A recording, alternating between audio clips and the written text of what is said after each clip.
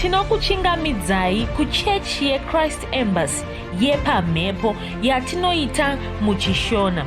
Iko zvino hapachina chikonzero chokupedza svondo rose usina kupinda chechi, nokuti painopindwa unenge usipo, kuda wakanga uri kubasa pakaenda vamwe kuchechi, kuda wakanga uri parwendo, kuda chechi yeChrist Embassy haisati yakuwanikwa kwaunogara, kana kuti unofarira hako kudzidza shoko raMwari nechishona. Ino ndiyo yave chechi yako. Chipinda tinamati. Haleluya. Tinosangana zvekare pamunamato wedu weChrist Embassy ndichiimba senguva dzose kuti makava nesvondo rakanaka uye makagona kubatana nesu pazvidzidzo zverapsodi zvatakakutumirai, uye tinoimba kuti makagona kubatana nesu pane zvimwe zvirongwa zvatanga tiinazvo pasvondo rose rapfuura iri. Haleluya. Toda kutenda mufudzi Kristu zvikuru nokuda kwemukana wavanotipa iwoyu kuti tigone kusangana pamwe chete tichinamata saizvozvi tichidzidza shoko raMwari. Haleluya. Regai tipinde muchidzidzo chanhasi senguva yese tinochitora mubhuku redu rerapsodi. Mufudzi Kristu vanoti vanofadzwa nekukupa zvaunoshuva. NdiMwari ava vanofadzwa nekukupa zvaunoshuva. Johani 13 ndima 23 kusvika pa24 inoti, asi muchakumbira Baba chamungada vachikupai, ndokunge mavakumbira muchishandisa zita rangu. Hamuna chamati makumbira muzita rangu. Kumbirai muchapiwa, kuti mugare makafara. Haleluya.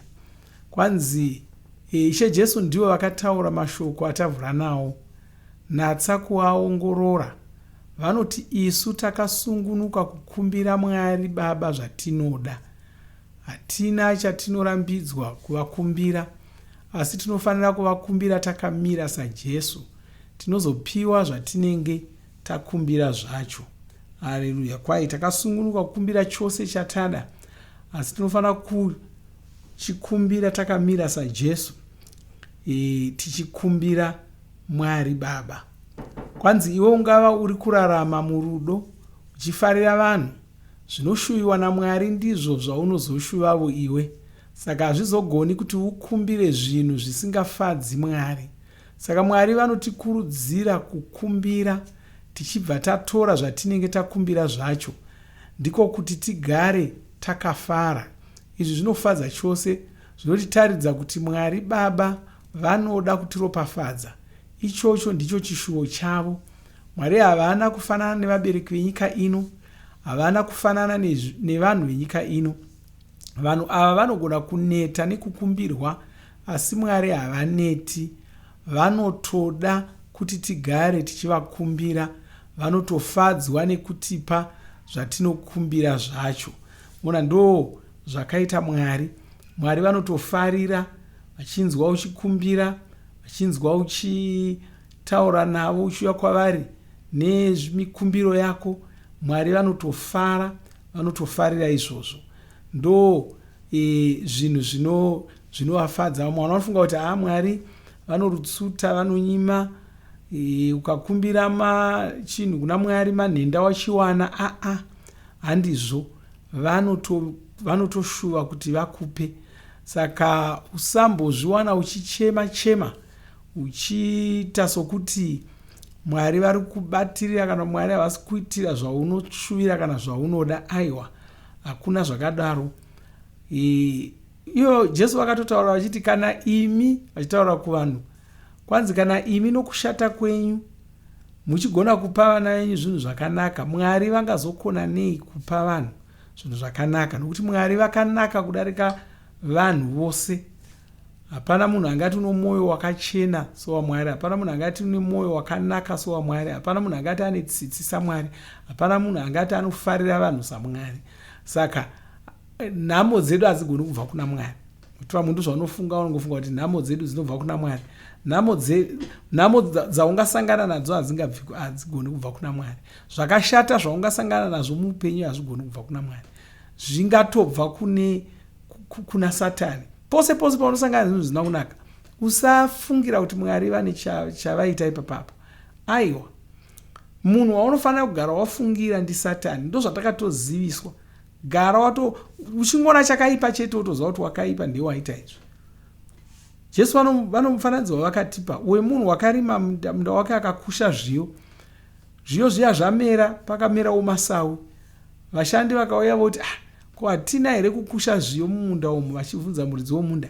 Zvikanzi takakusha zviyo. Zvikanzi saka masawi abvepi? Muridzi womunda haana kufunga kaviri katatu, wakangoti muvengi ndiye waita izvozvo. Ukaona chinhu chisina kunaka muupenyu hwako, muvengi ndiye waita. Usava nemafungiro evanhu vasingazivi shoko raMwari wokufunga kuti Mwari ndiwo vaita. Pakafa munhu zvonzi Mwari vati tsvata, Mwari vanhazi zvigwendo runo, Mwari vati cheuka, vati furatira, Mwari ndiye watora, tingagodii hedu. Kutuka Mwari kwese kuya uku, munenge muchitotuka Mwari ipo paya muchitaura saizvozvo. Nokuti muona, Mwari ndiMwari vakanaka, Mwari munhu wakanaka. Ukange uno munhu wakanaka mupenyu hwako, nganipoti murume wako munhu wakanaka, kana mukadzi wako munhu wakanaka, kana kuti mwana wako munhu wakanaka, kana kuti mubereki wako munhu wakanaka, ukamufungira chinhu chakashata, zvinogumbura izvozvo. Hazvifadzi chose, zvinogumbura. Mubereki wako achimhanya achivati akasunura achikutsvakira mari yekuenda kuchikoro, ungomuka uchifunga kuti vari kuda kuroya, unofunga kuti mubereki iyeye unofara nazvo. Saka Mwari haagoni kufarira zvinhu zvakadaro. Tinofanira kushandura mavonero namanzwisiro edu. Mwari vanotsvaka nokuvavarira kuti vatiitire zvinhu zvakanaka. Ndo mafungiro avo, ndo maonero avo, ndo zvavanokushuvira izvozvo. Ingoziva Mwari saMwari vakanaka kudaro. Haleluya. Kwai saka iwe ungakumbira Mwari chinhu, unofanira kubva waziva kuti watopiwa chinhu ichi. Kwai chimwe nechimwe chamunoda, pamunonamata, bvumai kuti mava nacho. Pamunonamata, kureva kuti haunamati woti handapedza kunamata chiregai ndione kuti ndaanacho here. Pauri kutonamata chitoziva kuti watova nacho. Usati wapedza, Mwari vanoziva zvaunoda usati wanamata, usati wakumbira. Saka nzwisisa Mwari nenzira iyoyo. Kwaiziva kuti watopiwa chinhu ichi. Jesu vakatirayira kuti tikumbire, asi havana kuti tigobva tagara takangomirira mhinduro, tichimirira kudai nekusingaperi. Kwete, vakati tinofanira kubva tatora, tichitora izvo zvatinenge takumbira zvacho. Saka iwe ungakumbira Mwari chinhu, Mwari vanobva vatokupa chinhu ichi, vanokupa mumweya. Saka iwe ibva watotanga kufara uchiziva kuti watova nechinhu chacho. Unofanira kubva watotanga kurarama semunhu atova nechinhu ichi. Haleluya. Saka kwaikumbira ugotora. Sungati ndotora sei? Aiwa, kutora kwaunoita chinhu chiri mumweya, kutaura semunhu atova nechinhu ichocho. Ndokutora kwatinoita, ndo matorero atoita zvinhu mumweya. Nokuti kwanza vanobva vatokupa mumweya, vanenge vatopedza vatokupa. Haleluya. Ndozvakaita waAbhurahama. Abhurahama wanzi, iwewe ndakuita baba vendudzi zhinji. Akaita makore akawanda asati aona vana vacho, ndokudzoka akati, vana vacho handisi kuvaona. Zvikanzi, ini ndakatopedza newe, ndakatokuita baba vendudzi zhinji. Tarira mudenga uone kuwanda kwavana vako, tarira pajecha uone kuwanda kwavana vako. Chii chavakanga vachitaura kwaari? Vanga vari kutoti ini ndakatopedza newe, iwewe ndiwe watongosara kugamuchira nokutaura semunhu aane vana vakawanda. Chitaura semunhu aane vana vakawanda, chiita zvinhu zvako semunhu aane vana vakawanda, chironga upenyu hwako semunhu aane vana vazhinji. Ndo matorero aunoita. Kwai kazhinji tine vanhu vatinosangana navo, ava vanhu vasingaiti zvavanenge vavimbisa, asi Mwari havana kuita sevanhu ava. Ivo vakatendeka, vanoita zvavanenge vavimbisa. Vanhu vangasadero, vangakanganwa, asi Mwari havana chavanokoniwa kuita. Tsamba yapita yekutanga chisaku 3 ndima 12 inoti, nokuti meso aIshe anogara ari pavanhu vakarurama, nenzeve dzavo dzinogara dzakavhurika kuti dzinzwe minamato yavo. Kwanzi haleluya. Mona ndozotaura shoko raMwari. Zvimwe zvinotaurwa navanhu zvinobva musoro mavo. Iwe usataura zvinhu zvinobva musoro mavanhu kana musoro mako iwe. Taura zvinhu zviri mushoko raMwari. Shoko raMwari rinoti kudii pana Mwari? Rinoti nokuti meso aIshe anogara ari pavanhu vakarurama. Vanhu vakarurama ndevapi? Kuda ungati kudai nini handina kururama saka handifungi kuti Mwari meso aMwari ari pandiri. Aiwa. Vanhu vakarurama vanhu vakazvarwa kechipiri. Kana wakazvarwa kechipiri, wakaponeswa, wakarurama. Haleluya. Wakarurama, watova munhu akarurama. Kuva munhu akarurama hazvirevi kuti uri kuita mabasa akarurama. Kuva munhu akarurama zvoreva kuti wakagamuchira Jesu, wakaponeswa, wava mwana waMwari, wakazvarwa kechipiri, wakarurama. Haleluya. Wava munhu akarurama. Zvakafanira kuti tikati munhu muchena chero akazara matsito kumeso, muchena, azara matsito, ngaaende anobvisa matsito.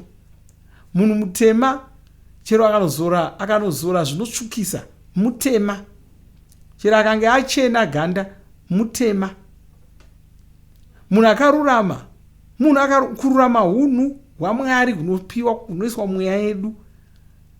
Hunhu ihwo ndo hunoitira kuti tigone kuzoita mabasa akanaka nezvinhu zvakanaka. Hongu, dzimwe nguva munhu achitanga kuita zvinhu zvakanaka zvakarurama anogona kusagona kuzviita, anogona kusazviita, asi izvozvo hazvirevi kuti haana kururama. Haleluya. Munhu akatorurama saka anogona kutoita zvinhu zvakarurama. Saka kwanzi nokuti meso aIshe anogara ari pavanhu vakarurama, vanhu vakaponeswa, vaMwari, nenzeve dzavo dzinogara dzakavhurika. Saka usati Mwari hamuninzwe here? Iwe ndiosukuto pane chauri kutorasika pachiri. Iwe vanoti nenzeve dzavo dzinogara dzakavhurika kuti dzinzwe minamato yavo. Saka usati Mwari inzwai minamato yangu. Pana umwe anotoimba kudaro, nhai Mwari inzwaiwo minamato yedu, nhai Mwari inzwa. Hauudzi Mwari kuti inzwai minamato yedu. Hauudzi Mwari izvozvo. Ndivo vakati namata, hausiwo wakauya nezano rokunamata. Haugoni kuvaudza kuti chiitai penyu. Iwe ndiwo wakatoita pako. Iwe ndiwo wakanga usingazivi kuti kune chinhu chinoi kunamata. Ivo ndiwo vakatokuudza kuti namata. Hauna kuzvarwa uchizviziva izvozvo. Hauna kuzviudzwa navabereki vako. Wakazviwana mushoko raMwari. Wakazvinzwa kubva kuna Mwari. Mwari ndiwo vakatikumbira. Mwari ndiwo vakati namata kwandiri. Ndiwo vakati ukanamata ndinonzwa. Saka haugoni kutanga kuti Mwari chiitai zvamakavimbisa. Ndiwo vakavimbisa, hausiwe. Haleluya. Amen. Vahebheru 13 ndima 5 kusvika ndima 6 inoti, musakara mari muupenyu hwenyu, asi gutsikanai nezvamunazvo, nokuti Mwari vakati, handisi kuzokusiyai. Shoko raMwari riri kuti kudii apa?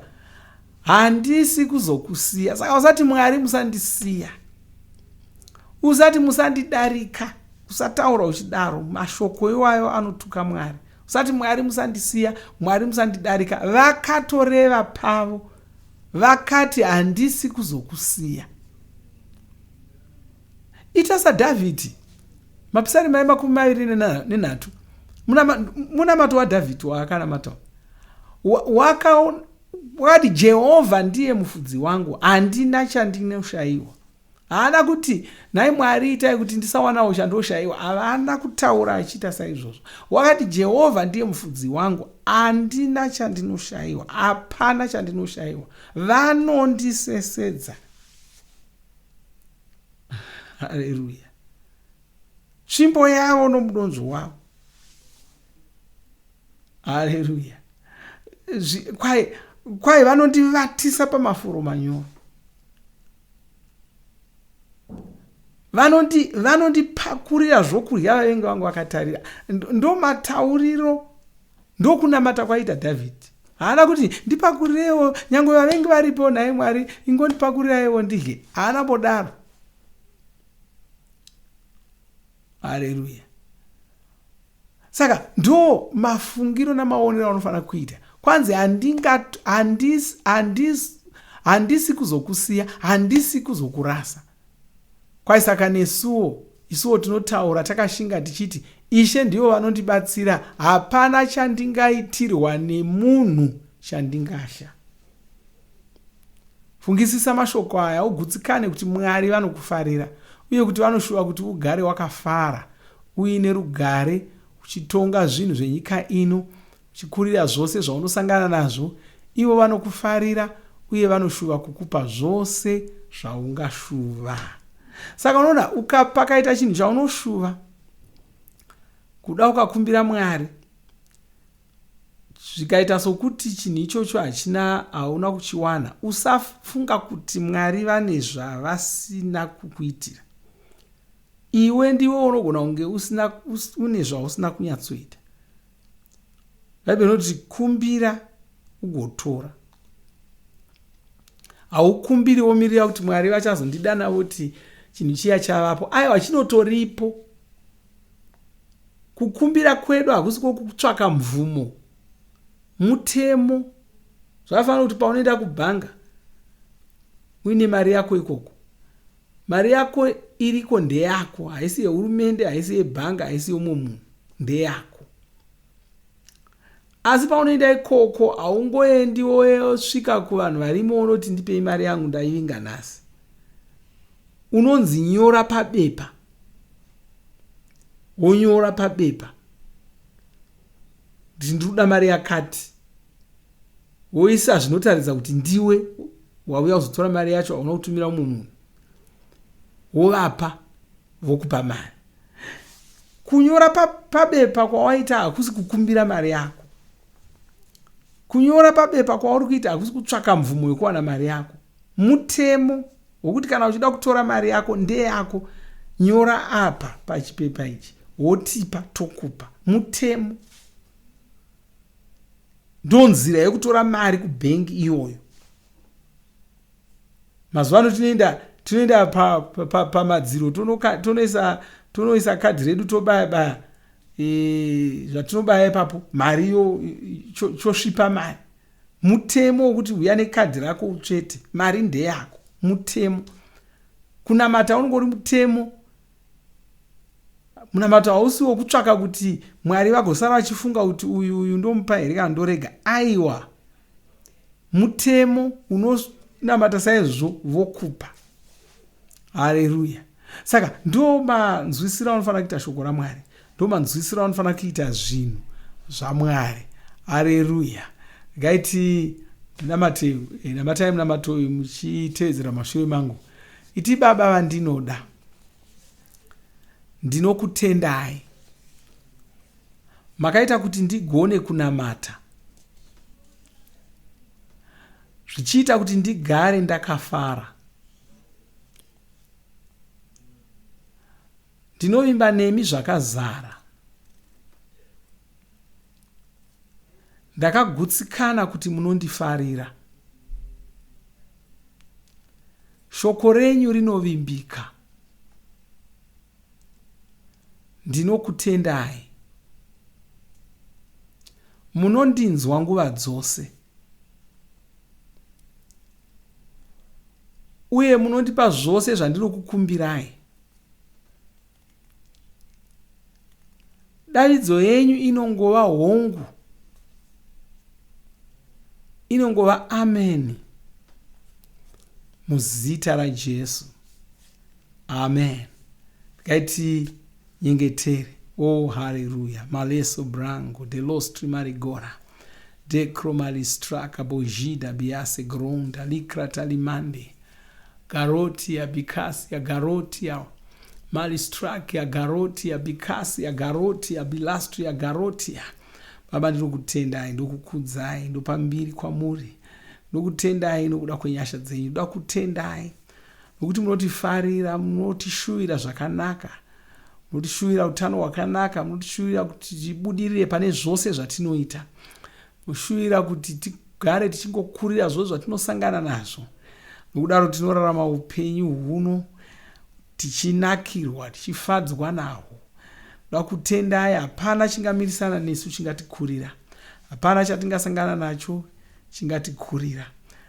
Tinokutendai nokukurumbidzai. Ndinyengeterera muno muwandarabata naye pazuva ranhasi, nditaura maropafadzo pamusoro poupenyu hwake. Satani bvisa roho rwako kubva pamusoro pavo, ndokudzingira kure. Hauna chako mavari, havana chavo mauri. Muzita ramambo Jesu, Baba, ndinokutendai, ndinokukudzai. Ndopa mbiri kwamuri Baba. Nyengeterera vose vasi kunzwa zvakanaka, ndichirayira kuporeswa kwenyama yavo nezita ramambo Jesu. Ndorayira kuporeswa kwemiviri yavo. Ndodzingira kure zvirwere kubva mumiviri yavo. Ndodzingira zvirwere kubva mudzimba dzavo. Chirayira kuporeswa kwemiviri yavo. Chiti bvuma kuti waporeswa. Haleluya. Amen. Haleluya. Zvakanaka. Ngatisangane zvakare musvondo rinouya. Mwari vakuropafadzei. Tichiramba tichingodzidza shoko raMwari. Amen.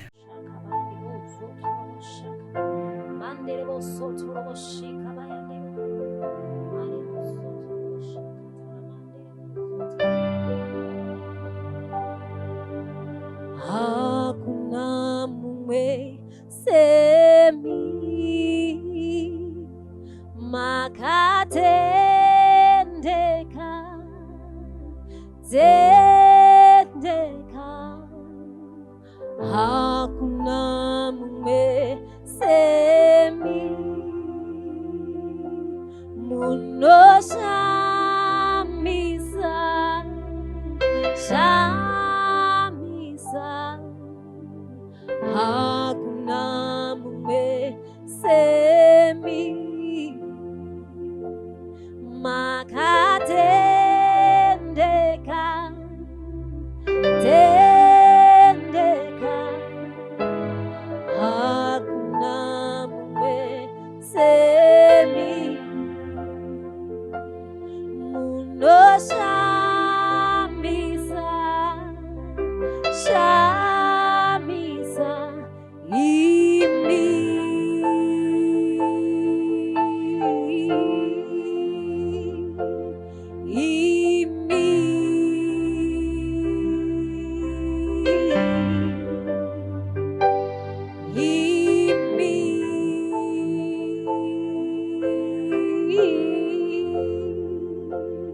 makatendeka